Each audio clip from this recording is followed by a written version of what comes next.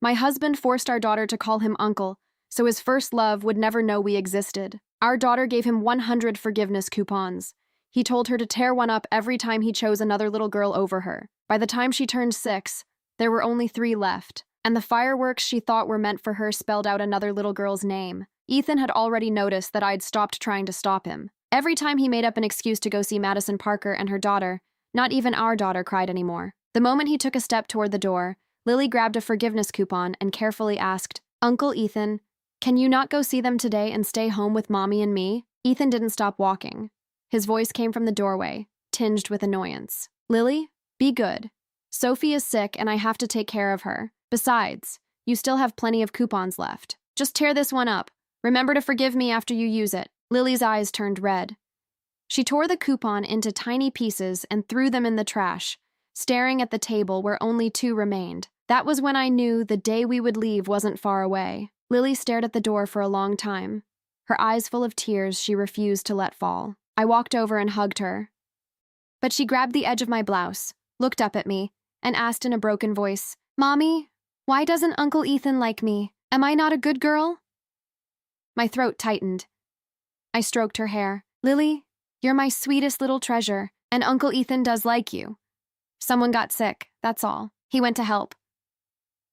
Lily nodded and didn't ask anything else. I knew she hadn't believed me.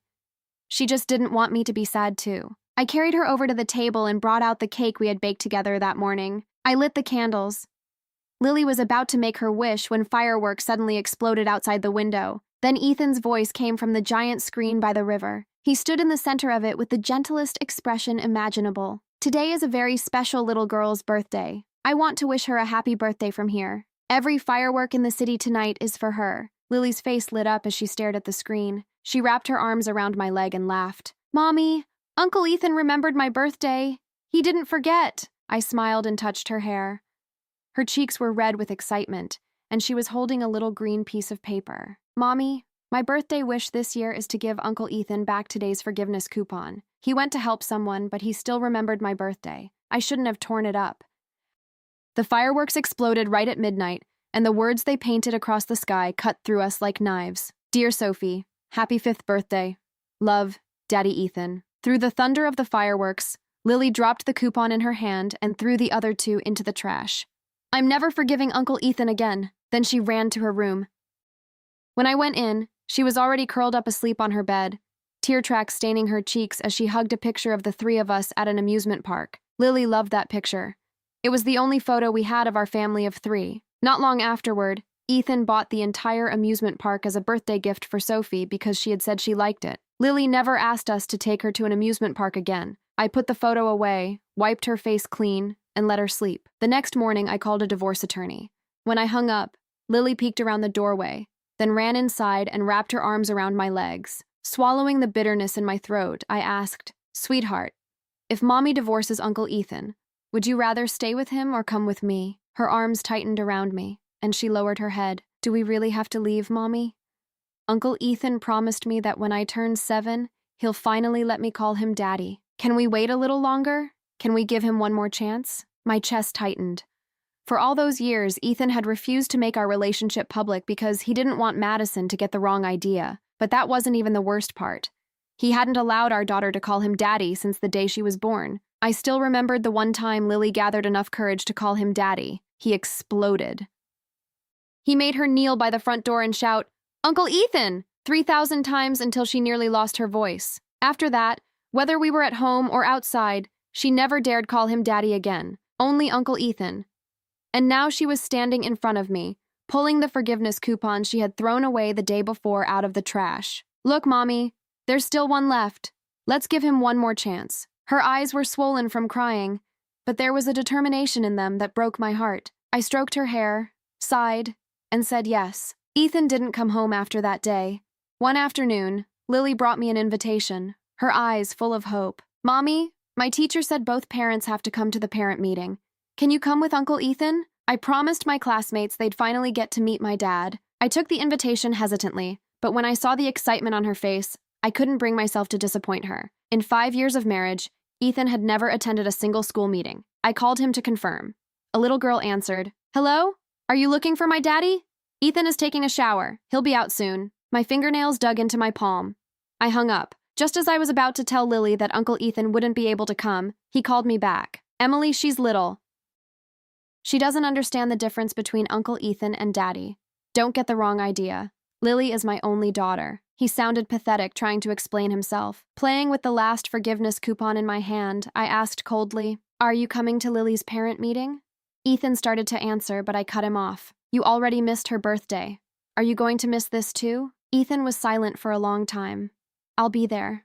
I really will this time." "Is Lily mad at me? Can you explain it to her?" As soon as I had a clear answer, I hung up. Lily saw me nod and jumped with happiness. The meeting was still several days away, and she had already started choosing what she was going to wear. On the morning of the meeting, she woke up early and asked me to braid her hair nicely. She put on her favorite outfit, her eyes bright and her smile huge. Seeing her so excited put a knot in my chest. I texted Ethan.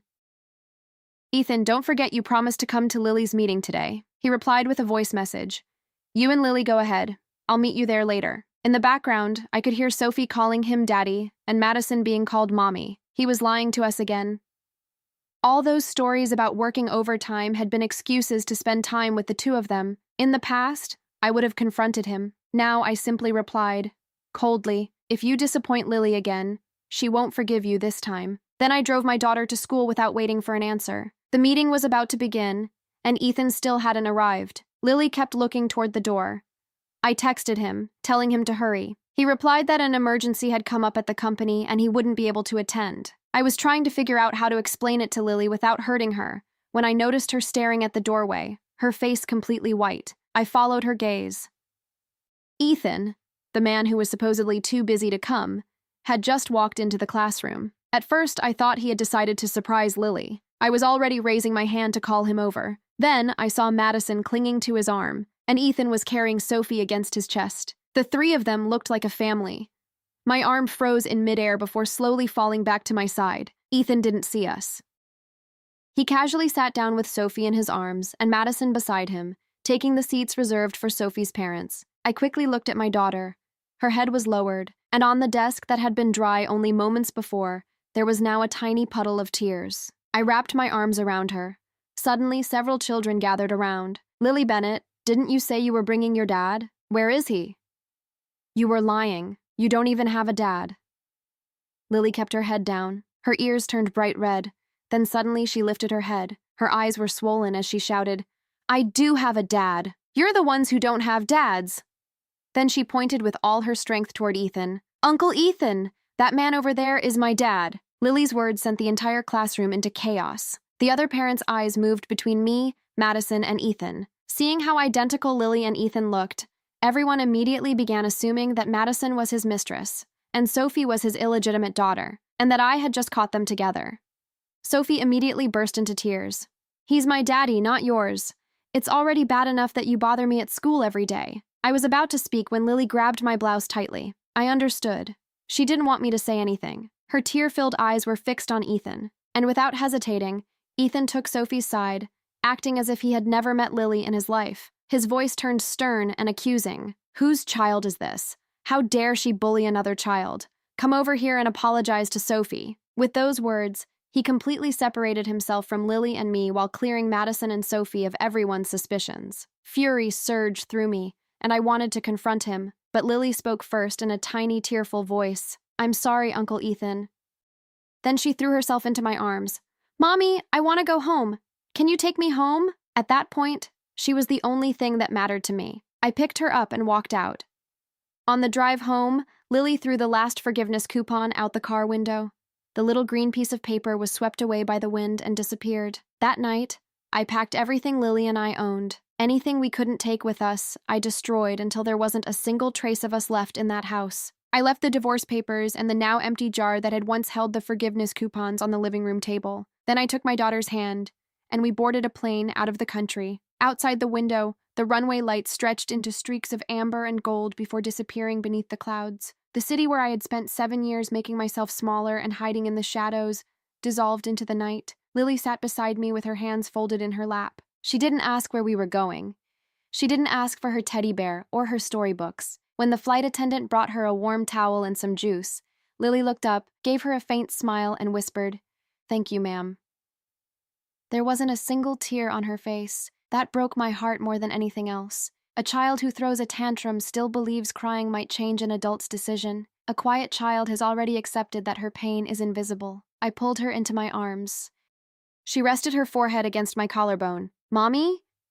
"I'm right here, sweetheart. Is Uncle Ethan coming to our new house?" My chest tightened. I stroked her hair. "No, sweetheart. Uncle Ethan is staying at his house, and we're going to live in ours." Lily stayed quiet for a long time. Then she pulled away just enough to look me in the eyes. "Okay," she whispered. "He doesn't have any coupons left anyway." She turned toward the window, closed her eyes, and within 10 minutes, she was asleep. I stayed awake for the entire 14-hour flight. At some point, I took out my phone, removed the SIM card, snapped it in half, and dropped the pieces into the seat pocket. On the other side of the world, dawn was breaking over Ethan's house. He had stayed at the hospital until 4 in the morning. Sophie had developed an earache, which Madison tearfully insisted had been caused by the stress of what happened in the classroom. In Ethan's mind, what happened at the school had been nothing more than another minor domestic argument. He expected to come home and find me making breakfast. He expected to hear Lily running down the hallway. He had even asked his assistant to buy a limited edition dollhouse so he could leave it by the front door as an apology. When he opened the door at 6:30 that morning, the house was dark. "Emily?" he called, loosening his tie. "Lily?" No one answered. There was no smell of coffee, no cartoons playing on the TV. He turned on the light. The living room looked immaculate, too immaculate. Unnaturally so. The dining table where Lily always left her crayons was completely empty. There were only 2 things sitting on it: a thick envelope and a glass jar. He opened the envelope first. Inside was the completed divorce agreement. I had signed every page with a perfectly steady hand. I gave up everything: his family trust, his shares, his properties, the spousal support I was entitled to. I demanded only 2 things: full custody of Lily Bennett, and that Ethan never come within 5 miles of her. Beside the envelope, the glass jar was empty. Not a single green coupon remained inside. Ethan ran to Lily's room. The pink bedroom was empty. The bed had been stripped. The bookshelf didn't have a single book left on it. The wall where she had proudly displayed her kindergarten drawings was bare. We had even scraped the adhesive off the paint. The only thing left was a small trash can beside the door. Inside were the framed family photos, the only ones Ethan had ever allowed us to take in private. In every picture, Lily and I had been cut out with scissors, leaving Ethan standing alone in front of beaches, gardens, and birthday tables. Beside the photographs was a drawing: a little girl holding hands with a tall man beneath a sun. At the top, the words Daddy and Lily had been crossed out over and over with a black marker. Underneath the scribbles, in the shaky handwriting of a 6-year-old, were the words, "Nobody's Uncle Ethan." Ethan's fingers trembled as he pulled the drawing from the trash. He called his head of security. "Find Emily," he ordered, his voice cracking through the empty house. "Find out where she took my daughter. Check the hotels, train stations, airports. Now." At 6:30 that morning, Ethan Bennett still didn't understand what he had lost. He thought it was a tantrum. He thought we would be back before dinner. And there were still 2 things he hadn't discovered. The first was why I had been able to sign away every cent of his money without my hand trembling. Who had I been before I married him? The second was that it would be 2 years before he saw Lily again, and that when that day finally came, kneeling on the ground outside a school gate, she would say the one sentence he would never be able to forget. For the first 48 hours, Ethan remained convinced he would find us before dinner. Weeks later, Rachel Carter, the attorney who handled my divorce, told me with almost cruel precision everything he had done during those 2 days. Ethan Bennett was the CEO of Bennett Holdings. His family had influence in the city's commerce, shipping, and real estate markets, and he was used to a single phone call being enough to open a door, obtain an address, or make a person appear. That was why my disappearance didn't seem possible to him, not at first.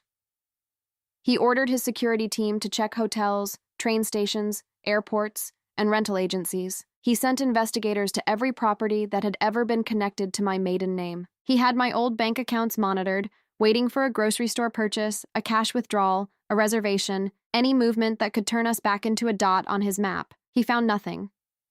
During the first night, he called my number so many times that eventually his phone was dialing a disconnected line from memory. Then he tried the house phone, former employees of my family, and people I hadn't spoken to in years. He didn't ask whether they knew where I was. He demanded that they tell him. No one could give him an answer. By the morning of the second day, he was still talking about me as though I were throwing a tantrum. "When Emily calms down, she'll come back," he told his assistant. Keep my afternoon schedule open. He also told them not to return the dollhouse he had bought for Lily. He left it sealed inside a massive box by the front door, as though a toy could wait for us and somehow fix everything when we came back. But when night fell, the box was still there. The house remained silent, and for the first time, Ethan began to understand that this wasn't a fight. On the third day, Rachel walked into his office on the 72nd floor of Bennett Tower. She wasn't alone. Two senior partners from one of the most feared civil litigation firms in the city accompanied her. Ethan didn't even offer them a seat. His shirt was wrinkled, his sleeves rolled up, and dark circles under his eyes made him look several years older. He had barely slept. His desk was covered with printed bank transactions, airport photographs, hotel lists, and security reports. The moment he saw Rachel, he planted both hands on the desk. "Where are they?" Rachel set her purse beside a chair. "Good morning, Mr. Bennett." "I don't care about good mornings. I know Emily came to you. Tell her this has gone far enough." Rachel pulled out a black leather folder. Ethan kept talking, faster and faster. "I'm willing to overlook the divorce papers. I'll buy a house next to the school. Lily can call me Daddy Ethan, whatever she wants. I'll make a public statement. I'll do whatever it takes. Just tell Emily to bring my daughter home." Rachel placed the folder in front of him. "I'm not here to negotiate your marital problems, Mr. Bennett. Then why are you here?" "To formally deliver the notice of absolute waiver of marital assets, the divorce decree processed under the abandonment provisions of your prenuptial agreement, and the documentation concerning Lily's legal registration." Ethan stopped moving. "What did you just say?" "Emily legally dissolved the marriage." He let out a short, disbelieving laugh. "You can't do that without me." "In your case, she can." Rachel opened the folder and pointed to several pages. 6 years earlier, when Ethan had insisted on drafting a prenuptial agreement discreet enough that Madison would never suspect he was married, he had demanded a clause designed to protect his assets. Under that clause, if either spouse effectively abandoned the marital home for more than 180 days in a single year, the other spouse could petition for unilateral dissolution without making any financial claim against the marriage. Ethan had believed that clause could only ever benefit him. Rachel had documented the previous 3 years. 214 nights, she said. "What?" 214 nights away from the marital residence during the most recent qualifying period, at Madison Parker's residence, accompanying her on private trips or staying near her. The color drained from Ethan's face. "That was me helping her. Madison was sick. The law doesn't distinguish between charity and domestic abandonment when the result is the same. I didn't abandon Emily." Rachel stared at him without blinking. "Your daughter had to introduce you as her uncle for 6 years. His jaw tightened. "That has nothing to do with this." "It has everything to do with this." Ethan walked around the desk and grabbed one of the pages as if he were searching for some technical mistake that could save him. "Fine. If she wants a divorce, she can have one. But she can't disappear with Lily, and she can't just give up everything like this." "What am I supposed to believe? That she left with no money?" Rachel slowly closed the folder. "Mr. Bennett, Emily didn't leave with your money. Then whose money did she leave with?" That was when Rachel gave him the first answer he wasn't prepared to hear. "Her own." Ethan frowned. "What are you talking about?" "You spent 5 years believing Emily was a housewife with no career, no resources of her own, and nowhere else to go. Before marrying Ethan, I had been the sole beneficiary of the Whitmore Architectural Heritage Trust." The silence became so heavy that, according to Rachel, even the 2 partners accompanying her stopped moving their papers. Ethan blinked. "That's impossible. She turned 30 last month. The offshore trust reached its maturity date. 3 weeks before leaving, I had liquidated my domestic holdings through a private international firm." Ethan fell back against his chair. Suddenly, my decision to give up his shares, his properties, and his money no longer looked impulsive. It was exactly the opposite. He stared at my signature at the bottom of the agreement. "She planned this." Rachel shook her head. "No, she endured this." He looked up. "What's the difference?" "All the difference in the world. Emily didn't wake up one morning looking for an excuse to leave. Your daughter gave you 99 chances to remember that you were her father. Emily waited until that little girl had nothing left to forgive." Ethan looked away. Rachel opened her purse again and pulled out a flat box made of polished wood. "Lily asked me to return this to you." She placed it on top of the documents. Ethan didn't touch it immediately. "What is it? Open it." When he lifted the lid, he found dozens of little green pieces of paper. They were the remains of the coupons Lily had torn apart over the previous 2 years. It wasn't an organized collection. Some were tiny fragments, Others still had a word, a corner, or a number intact. Rachel had helped me keep them because, without even realizing it, I had picked many of them up from the floor after Lily locked herself in her room to cry. Ethan picked one up. There was a date written on the back. It was the coupon from her 5th birthday, when he had shown up for 10 minutes before leaving because Sophie needed cough medicine. He picked up another. Christmas Eve. He had promised to dress up as Santa for Lily, but instead he ended up attending a Christmas tree lighting ceremony with Madison. Another one.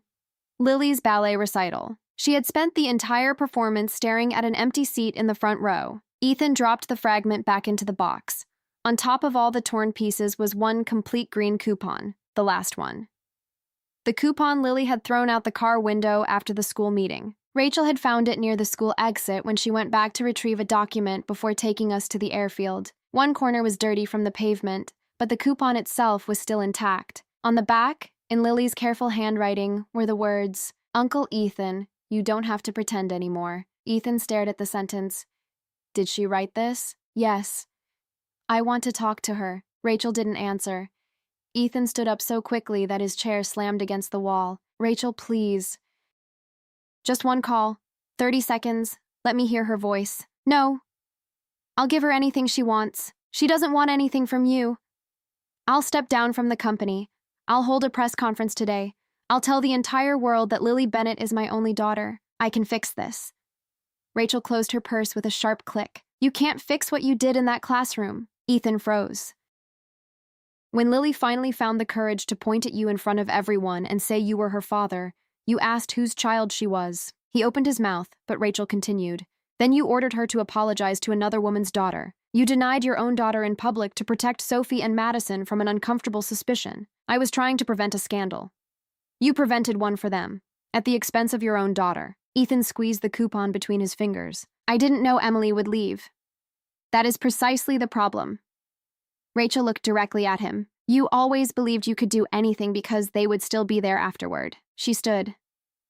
For Lily, her father died in that classroom. Ethan lowered his head.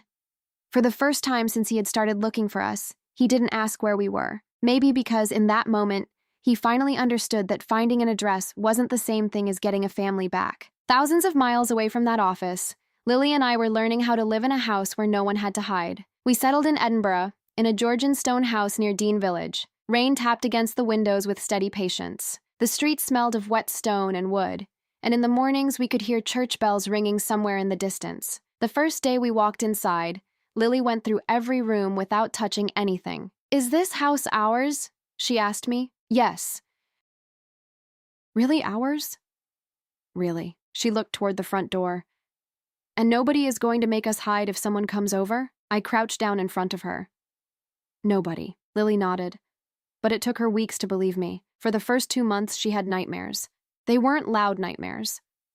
That would have been easier. She would wake up in the middle of the night and sit rigidly in bed staring at the door. The first time I found her like that, I thought she hadn't heard me come in. Lily turned her head.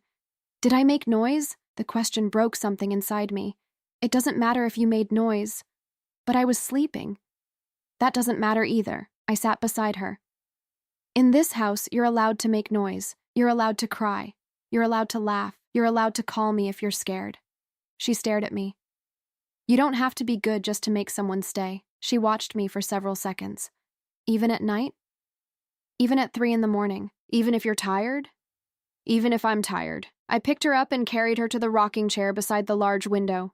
I wrapped her in a wool blanket and rocked her while rain streamed down the glass. You're safe here, I kept telling her. This is our home. I don't know exactly when she started believing me. It happened little by little.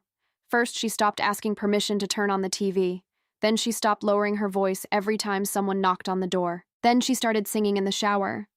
The first time I heard her laughing loudly from her bedroom, I had to close my eyes and lean against the hallway wall. Not because I was sad, because I couldn't remember the last time I had heard my daughter laugh without first checking whether Ethan was nearby. In the spring, I enrolled her in an elementary school near a park. The night before her first day, Lily laid her uniform out perfectly on a chair. Mommy? Yes? Do the kids here know who Uncle Ethan is? No. And Sophie? No. So I don't have to explain anything. You don't have to explain anything you don't want to. She thought about that. Can I say I live with you? Of course. Just you? Just me.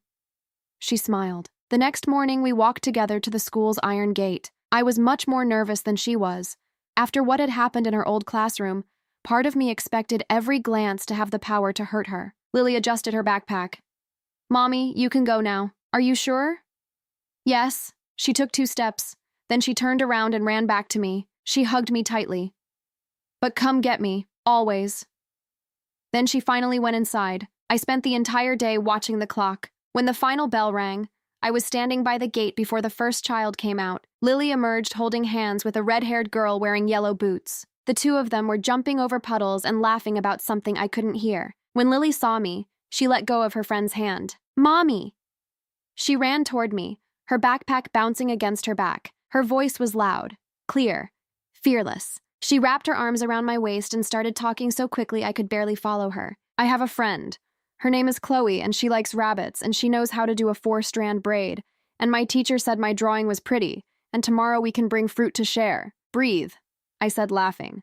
"And look," she pulled a wrinkled sheet of paper from her pocket. It was a watercolor painting of a stone house with a huge tree in the yard. Under the tree were 2 figures, a woman and a little girl holding hands, both with crooked, oversized smiles. In the top corner, written in purple paint, were the words, "Our real family." I stared at the drawing. Lily's smile faded slightly. "Is it ugly?" I knelt on the wet pavement and hugged her. "It's the most beautiful picture I've ever seen." I buried my face in her scarf so she wouldn't see me cry. For the first time in 6 years, neither of us was afraid to go home. While our new life was beginning to take root, Ethan's was falling apart. And it wasn't because I did anything. I didn't publish our story. I didn't call his business partners. I didn't seek revenge.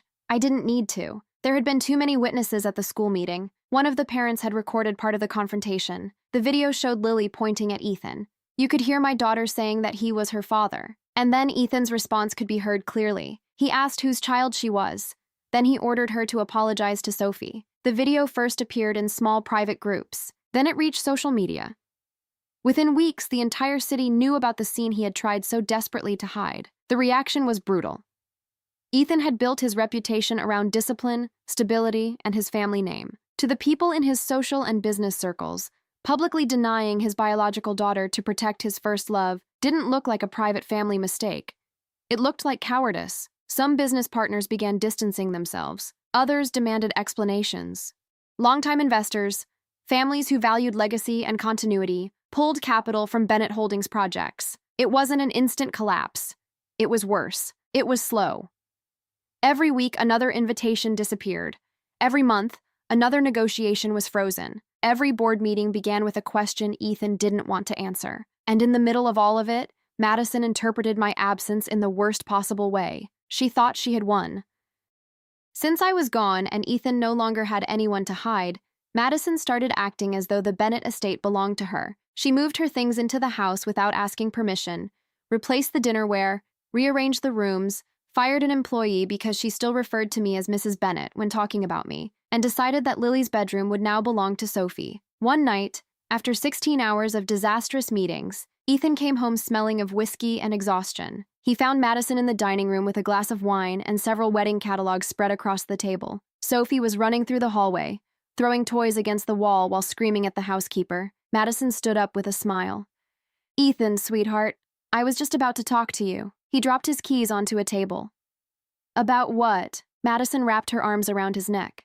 "The decorator came by." Ethan said nothing. Madison continued, failing to notice the change in his expression. "I think we should paint Lily's old room lavender. Sophie needs a bigger walk-in closet for her pageant dresses." Ethan didn't respond. "And we also need to talk about Sophie's trust. 20% of the retail subsidiary would be reasonable. If we're going to make our relationship official, I want to make sure she's protected." Ethan pulled her arms away from his neck. "Get out of my house." Madison froze. "What?" "Pack your things, take your daughter, and get out of my house." She gave a nervous laugh. "You're exhausted. We'll talk tomorrow." "No, Madison. Now." The sweetness disappeared from her face. "Have you lost your mind? I wasted my youth waiting for you. Sophie calls you Daddy. You promised you would take care of us." Ethan looked at her with a calmness that, according to one of the employees who later testified in the proceedings, was more frightening than if he had screamed. "Sophie isn't my daughter." Madison stopped breathing. Ethan reached into the inside pocket of his jacket and pulled out a folded medical report. I had a paternity test done 3 days ago. He threw the papers toward her. The pages fell onto the floor. Madison looked at the results, and all the color drained from her face. I can explain. Then explain. It's not what it looks like. The result says there is no biological relationship. Which part of that isn't what it looks like? Madison took a step backward. I was alone. You had chosen Emily. Don't use her name. Ethan, listen to me. Who is Sophie's father? Madison pressed her lips together. He already knew. The Singapore fund manager, he said. The one who went bankrupt. She didn't answer. You knew Sophie was his? Ethan, you came back because you needed someone to pay for your life. That's not true. The private schools, the tutors, the trips, the clothes, the doctors, the house. Each word came out quieter than the one before it. Ethan looked around. The enormous dining room, the wedding catalogs, Madison's boxes, Sophie's toys scattered across the hallway. Then he said the sentence that, from what I was told, finally broke something inside him. I gave up my own daughter for a lie. Madison tried a different strategy. First she cried, then she blamed him. Then she screamed that I had manipulated him. She threw a wine glass against the wall. Ethan didn't react. He called the estate's security team. Escort Ms. Parker and her daughter off the property. Madison's eyes widened. You can't do this to me. I just did. The guards packed her designer belongings into bags and escorted them outside in the rain. Sophie cried. Madison screamed threats from the front entrance. Ethan didn't go outside to watch them leave. He went upstairs to Lily's empty bedroom. He sat on the floor, placed the glass jar that no longer contained any forgiveness coupons in his lap, and stayed there all night. The next morning, one of the employees found him in exactly the same place, clutching the jar against his chest. 2 years passed. Time didn't stop because Ethan regretted what he had done, and it didn't stop for us either. Lily turned 8. She grew several inches. Her hair, which I used to braid tightly so she would always look perfect, now fell in soft waves over her shoulders because she had decided she didn't want to wear it tied back all the time anymore. She learned to play the cello. She fell in love with vanilla scones and cream. She picked up a few Scottish expressions and a slight musical rhythm in her speech that appeared without her even realizing it, and always made me smile. She no longer slept facing the door. She no longer asked who was allowed to visit us. She no longer went silent whenever something hurt. If she was angry, she said so. If she was scared, she came looking for me. If she wanted something, she asked for it without offering anything in return. She never made another forgiveness coupon. I also rebuilt the part of myself I had abandoned before getting married. With the trust finally under my control, and no need to depend on Bennett Holdings, I reopened my design studio. I chose a small office near the Royal Mile and returned to the work I had done before I became, in Ethan's eyes, a woman with no history of her own. We specialized in historic restoration. I spent hours studying old blueprints, facades, woodwork, stone, and structures that had survived for generations because someone had decided to repair them instead of replacing them. Sometimes the irony made me laugh. I made a living restoring buildings, but I had learned that not everything should be restored. Some things, once they break in a certain way, aren't meant to be rebuilt. They're meant to be left behind. One afternoon in May, the past finally found a street narrow enough to cross paths with us. I had gone to pick Lily up after orchestra rehearsal. It was a warm afternoon. I was waiting near the stone archway in the school garden while talking to another student's mother. Then I felt something. It wasn't some magical intuition. It was simply that physical sensation you get when someone has been staring at you for too long. I turned my head. Across the street, half hidden behind an old sycamore tree, stood a man. He wore a dark coat that looked too large for his body. His face was gaunt. His cheeks were hollow. There was gray at his temples. For 3 seconds, I didn't recognize him. Then I saw his eyes. Ethan. He looked nothing like the man I had left behind. The Ethan I remembered had always been immaculate. Polished shoes, perfectly tailored suits, not a single strand of hair out of place, a presence that made people step aside before he even asked them to move. The man behind the tree looked as though he had aged 10 years in 2. His hands were buried in his pockets, but I could still see that they were trembling. He wasn't looking at me. He was looking at the gate, the school gate. I knew who he was waiting for. I said goodbye to the other mother without explaining anything and took a few steps forward. I didn't run toward Ethan. I didn't scream. I had no intention of making a scene in front of Lily. I simply positioned myself somewhere I could intercept him if he tried to get too close. Then the bell rang. The doors opened. Children began pouring into the courtyard. Ethan took one step forward, then another. His eyes searched every face with a desperation that was almost painful to watch. And then Lily appeared. She had her cello case strapped to her back and was walking between two classmates, laughing. She wore her school's dark green blazer with the embroidered crest, and her cheeks were flushed from the warm weather. Ethan froze. Literally. He stopped moving. His mouth opened. A small, broken sound escaped his throat. "Lily!" She didn't hear him. Ethan stepped out from behind the tree. "Lily!" Louder this time. He crossed the street almost at a run. A taxi honked and had to slam on its brakes. Ethan didn't even look. I immediately moved forward. Lily had just walked through the gate when Ethan reached the sidewalk. "Lily." She stopped. Ethan fell to his knees in front of the school entrance. He didn't kneel gracefully. He fell. His knees struck the damp stone. Several parents stopped talking. A teacher approached from the courtyard. Ethan looked up. His eyes were filled with tears. "Lily, sweetheart, it's me. Daddy found you." The courtyard went silent. I stepped between him and my daughter. "Don't come any closer." Ethan looked at me for the first time. For a second, I saw the man I used to know in his face.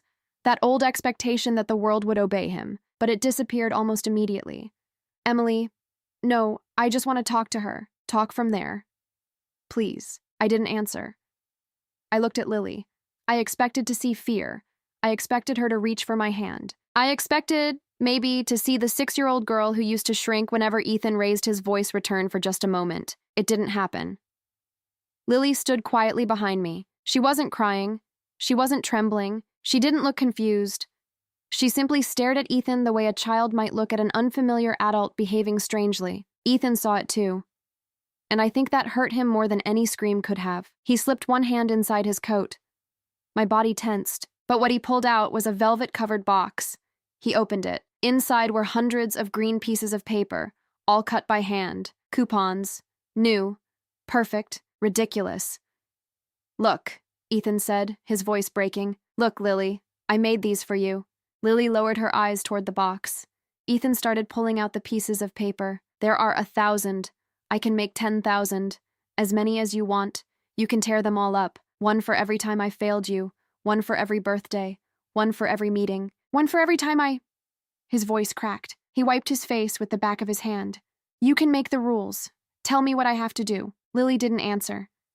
Ethan continued, his words tumbling over one another. "I'll sell the company. I'll move here. I'll buy a house on this street. I'll never see Madison again. I'll never leave again. I'll be at every concert, every birthday, every parent meeting. You can call me Daddy in front of anyone you want. I'll tell the whole world you're my daughter." He pulled out a handful of coupons and held them toward her. "Just give me one chance."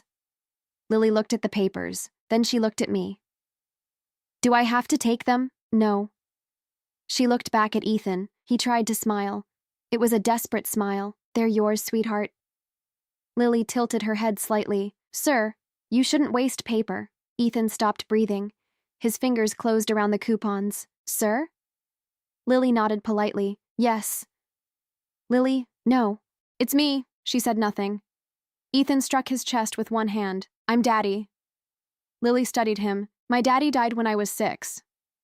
Ethan's face collapsed. Lily continued in the same calm voice. "And Uncle Ethan went home to take care of Sophie. Nobody around us moved. Neither did I." Lily reached out her hand. Not toward Ethan, toward me. She intertwined her fingers with mine. Then she looked up and smiled at me with that open expression she had rediscovered in Scotland. "Mommy, can we get ice cream on the way home? Mr. McLeod said I played my part really well today." The entire scene narrowed down to that sentence for me. Not Ethan on his knees, not the parents staring, not the box of coupons. My daughter talking about music and ice cream, about her life. "Of course, sweetheart." Lily took a step to leave. Ethan called out one final word. "Wait." She stopped out of politeness, not because she needed to. Ethan clutched the box against his chest. "Is there really nothing I can do?" Lily thought for a few seconds. I didn't interfere. Finally, she answered. "Can you stop making promises that come too late?" Ethan lowered his head. Lily gently tugged on my hand. We left. I didn't look back immediately. I didn't feel victorious. I didn't feel the need to tell him he had brought this on himself. I didn't need to remind him of every night Lily had waited for a door that never opened. I didn't need to tell him Sophie had never been his daughter. I didn't need to tell him he had destroyed his family to protect a lie. He already knew, and hating him would have meant continuing to give him a place inside me. I didn't want a place for Ethan. I wanted space for us. We walked to the car. Lily talked about a difficult section of the piece she had played that afternoon. I listened. Behind us, Ethan was still kneeling in front of the school gate. When we reached the car, Lily opened the back door to put her cello inside. Then she stopped. "Mommy, what is it? Did I say something bad?" I looked toward the school. Ethan was barely more than a dark figure among the crowd. "No." "Why?" "Because he was crying." I crouched down in front of her. Someone crying doesn't mean you have to give them what they want. Lily thought about that. Even if they're sad, even if they're sad. Oh, she looked toward the gate one more time. Then she closed the car door. "Then I want strawberry ice cream." I smiled. "I thought you wanted chocolate. I changed my mind." "You're allowed to do that too." She laughed and climbed into the car. As I drove, she told me that Chloe had played 2 wrong notes and Mr. McLeod had pretended not to notice. She explained an absurd argument they'd had over which ice cream flavor was best. She asked if we could go to a bookstore on Saturday. She never mentioned Ethan again. Neither did I. Lily ordered strawberry ice cream, and 5 minutes later she wanted to taste mine. We walked down a stone street beneath the sunlight, sharing spoonfuls while she talked about her next rehearsal. There were no fireworks, no giant screens, no impossible gifts. There was no man promising that someday he would acknowledge us. There was only my daughter, with a spot of ice cream on her nose, laughing because I hadn't told her it was there, and that was enough. Far away from us, in front of that school gate, Ethan Bennett was still holding the velvet box against his chest. The wind lifted one of the green coupons and carried it down the street, then another, and another. He didn't try to pick them up. For the first time, he understood that it didn't matter how many he made. Lily wasn't counting anymore. Neither were we. We kept walking. And behind us, the once powerful and untouchable Ethan Bennett remained on his knees on the stone, clutching 1,000 useless forgiveness coupons and crying like a broken child whose pleas would never be answered again.